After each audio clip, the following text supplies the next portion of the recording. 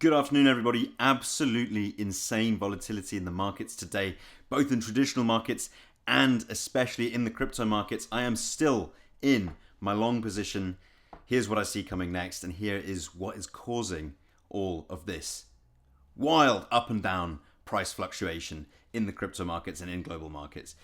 So here we go. As you can see, still in this leverage long trade. We're currently up just shy of $200. But look how we have been shaken about in this trade, all right? We're in here from a price of 66,000.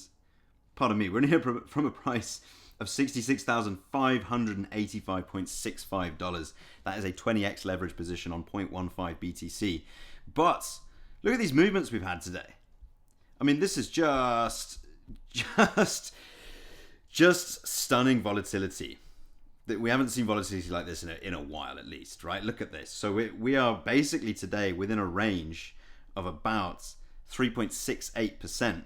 And even at the time that I started recording this video, we've had this massive whipsaw, right? Where it was selling off, bounced up, and then literally you can see here on the 15-minute chart, down within just a couple of candles, like nearly 2% on that move.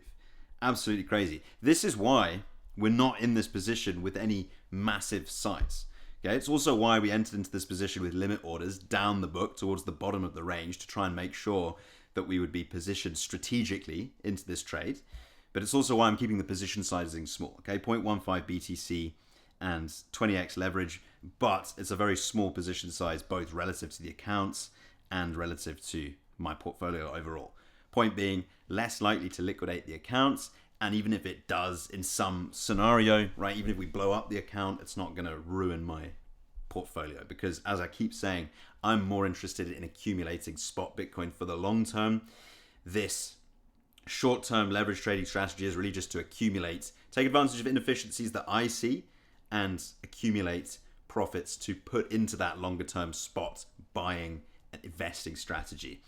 What are those inefficiencies? Well, it's all liquidation driven, which leads me back to why we're keeping position sizing small. So look at this here. We could see on CoinGlass over the last 24 hours, just over $300 million worth of liquidations in the market. And it's happening on both sides because we're coming up and we're coming down. And we're coming up and we're coming down.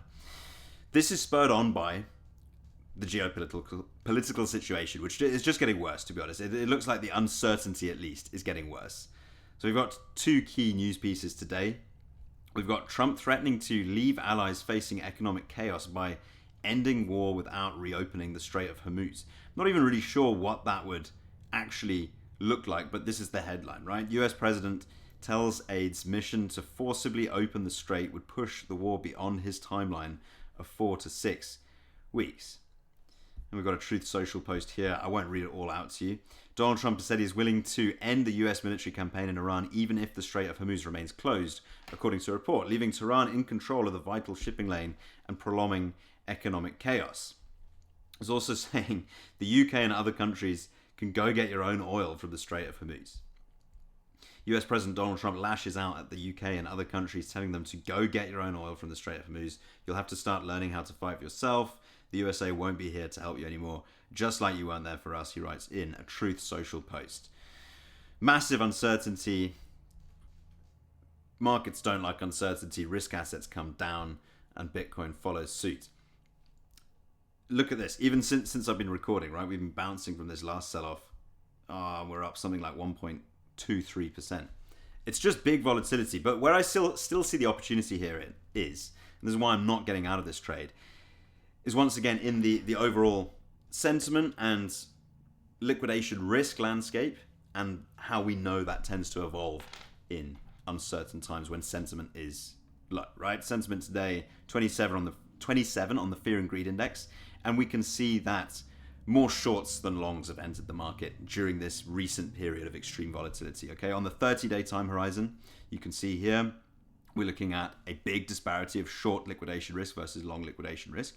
It's not massive overall, but it's significant enough that I think we've got an advantage here to keep playing out this trade and why I want to stay in it. You can also see a disparity on the 1 day, although it is very close to being even-handed right now. That is to say, shorts and longs seem to be pretty close to evenly matched if we're looking at this from the perspective of liquidation risk on the 1-day time horizon. Excuse me, I'm just looking at the Binance chart there. This is the overall Bitcoin exchange liquidation map. But that disparity is much more apparent on the 30-day time horizon, where there's a lot more shorts in the market. And that correct figure is $8.48 billion worth of cumulative short side liquidation risk. Now, absolutely doesn't mean we couldn't come lower from here. But it does mean that I'm going to be staying in this trade, right? It's sized to be able to stomach this kind of volatility. I'm not stressed about it because I'm not worried about losing that amount of money. Basically, that's the simplest way I can put it for you. And indeed, if we were to come down from here, that wouldn't be a signal for me to ditch this long position, because once again, we are nearing the bottom of the range here. We're nearing liquidity zones, and we are pulling away from the middle of the fixed range volume profile as drawn in on the fixed range from this low here, this last significant low here on the 6th of February. So any further dips, I would assume, would be met with, just based on past experience, I would assume any further dips from here would be met by a lot of short leverage in the market, short liquidation risk in the market. I do think we'd find liquidity even if we broke this low here at 65k, and I would be then bidding these wicks basically and watching very carefully how we approach them. There's two scenarios.